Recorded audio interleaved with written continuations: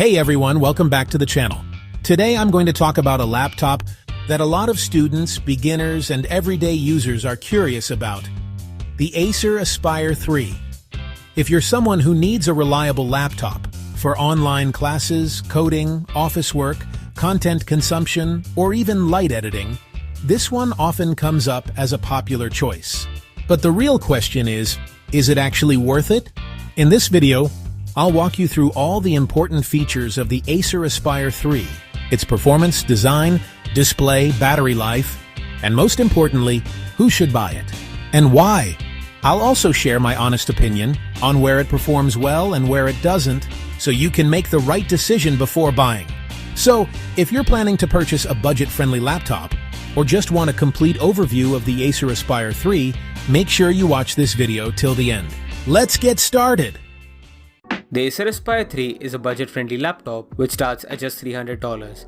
The model featured in this review is also the $300 base model, which comes with an AMD Ryzen 37 series CPU.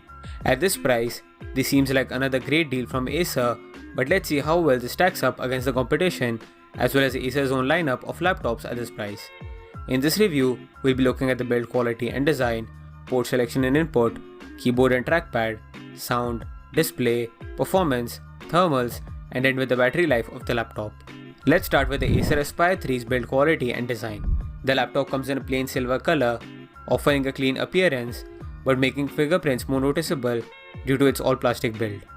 Despite the plastic construction, it's surprisingly lightweight for a 15-inch laptop, weighing in at around 2 kg and has a surprisingly premium feel to it. The hinge, which you might expect to be flimsy given the price, is actually sturdy enough to handle rough use without much concern. In fact, there isn't much bend or flex anywhere on the body, and it has an overall sturdy construction. All in all, there's not much you can really ask for here.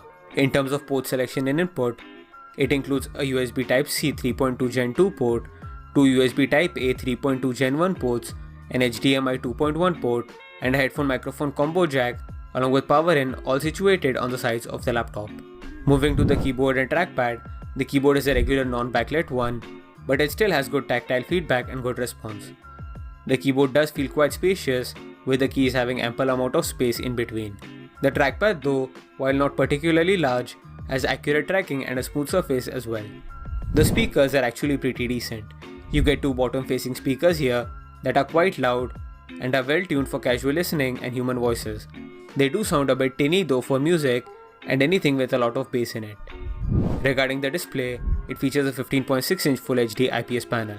Although it's an IPS panel, the viewing angles aren't remarkable. The brightness peaks at 250 nits, which might not be sufficient for outdoor use in direct sunlight, but is enough for most indoor lighting. The color accuracy or sharpness is not something too great either, but I would still say that it is an enjoyable experience for casually consuming content.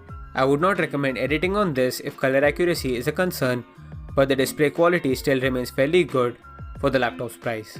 Performance-wise, the laptop is also surprisingly quite good. It's equipped with an AMD Ryzen 3 7320U CPU, 8GB of LPDDR5 RAM, and a 128GB NVMe SSD.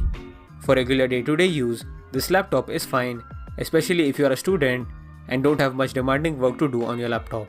Honestly, I'd say that even lightweight editing is also doable up to an extent, but the big negative here is the storage. The 128GB storage feels limited since it gets full really quickly, even for basic apps and software. You can replace the drive, or you can also use external storage, which can help.